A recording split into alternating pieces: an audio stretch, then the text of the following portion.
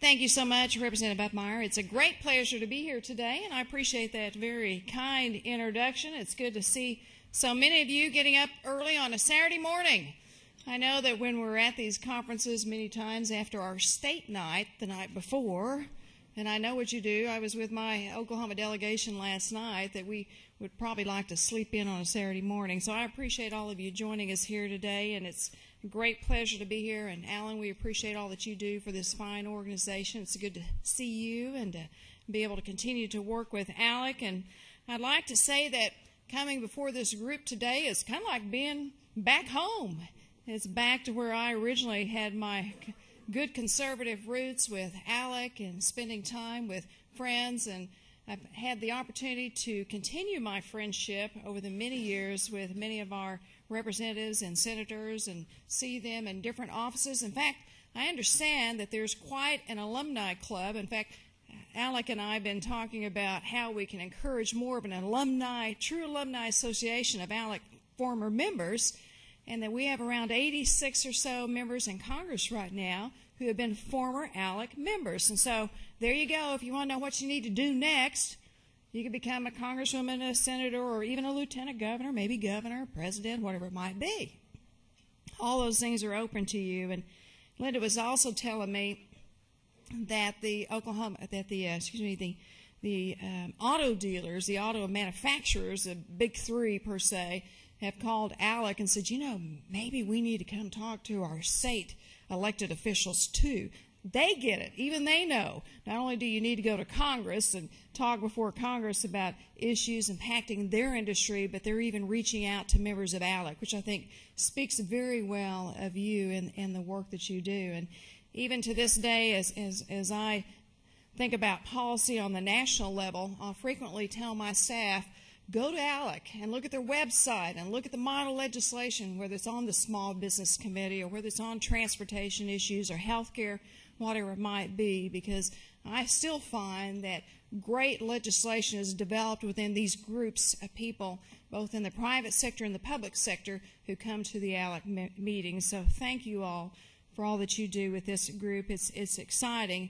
And I've had the opportunity to come before ALEC even since I have been out of the membership of ALEC when I was lieutenant governor. And last night we were having dinner with our Oklahoma delegation, and former Representative Jim Dunlap is one of your national chairmen, was reminding me of one of the ALEC meetings I spoke at, which I think's been around 10 or 11 years ago. It was quite a long time ago after I was elected to lieutenant governor.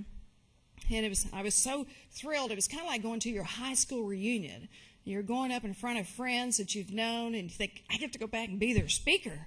That's going to be really fun. So I came back to ALEC, and I was at this speech. It was a room similar to this, and there was a wall that was a dividing wall. It wasn't a permanent wall, but just a wall. And there was another banquet going on in the room behind me, and it was nighttime. And I actually brought my two children, and Linda at that time, I think my son was about 7 and my daughter was 3, so they were sitting out here on the front row watching Mommy getting ready to give a speech to ALEC, you know, and it was one of the nighttime events, so I think there was 500 or 600 people there, a good crowd. So the party next door, the banquet next door, had this big, great band, and everybody's dressed up in black tie, and they were coming in and out, and we're having this sit-down banquet with me speaking. Sure, everybody wanted to be next door. So I get up at the podium after I'm introduced, start beginning my speech talking about some important issues related to ALEC. And all of a sudden, right in the middle of when I'm just beginning my speech, the band next door cranks up. Now, there's just a fake partition wall behind us, so it wasn't a solid wall. And as I start talking, they boom this music through, and they're playing the song, Who Let the Dogs Out? And I'm up there, I couldn't even hear myself. I'm trying to speak, and everybody at the head table's kind of, you know. It was so darn loud. And so finally they stopped. I had to stop speaking because nobody could hear me. You absolutely could not hear me. Nobody's paying attention anyway. So they finally stop, and I'm kind of looking at my son, and they go, Who let the dogs out? He go, ooh, ooh, you know. My little 7-year-old out in the audience. So I start back with my speech, and then all of a sudden they start playing She's a Brick House, and so... And my son goes, She's a brick house. So Jim was teasing me last night about how he could see my son from the podium, and I was so nervous and upset about all this music going on in my speech, but my son was dancing out in the audience while Mommy was speaking. So I have some great memories of coming back to ALEC and having some time with you. But as was mentioned in my introduction, I actually cut my teeth in politics in the state legislature back in 1990 when I was elected. And even this day, as I'm in Congress and I'm thinking about policies and how I'm going to cast my vote on economic rescue packages or automobile manufacturers' votes or whatever it might be, that's the issue of the day, I frequently think back to my days in ALEC and how whatever the legislation is or the subject may be, how it would affect you back home. Because I can still remember the questions I would ask myself back when I was in the legislature, and I still ask those same questions. Will this really be good for my citizens? Will this really be good for our local economy, our state economy? How will it affect the people that I represent? And I know that as I look around this room that many of you probably think about how will it affect Idaho or Texas or New York or wherever it might be that you're from, and we all have those same issues. In fact, I bet a lot of you probably think about Congress and some of the issues that we vote on, and you probably wonder what in the world we were thinking when we passed down that unfunded mandate or some new type of rule or regulation, and why didn't they ask us back home how that would affect us?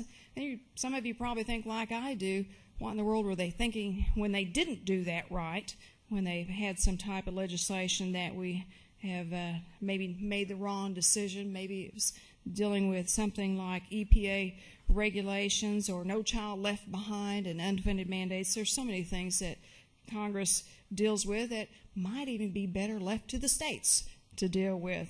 So I know from experience as a legislator and as a lieutenant governor of my executive branch that public policy really begins where the people are closest to the people, the elected officials, and that is you as state legislators and also our senators. But what really makes our nation great in its democracy is that our states are the laboratories for innovative ideas and ways to solve problems. And we do, even on the federal level, look back to our states for those ideas that are usually born in the first place that may end up in Congress. I can still remember that, if I remember right, Jim, that Oklahoma was one of the first states in the nation many years ago to ban the sale of pseudoephedrine over the counter because we found that it was being used to manufacture drugs. And it was one of those things that we did on a local level that other states started picking up on, and finally it passed on a federal level because that idea, that concept originated where it's closest to the people back in the individual states. And so I'm a big believer that the federalist system per se of everybody having a voice and having a successful government can begin with we look at the ideas that are generated and the reform issues that are developed within our states.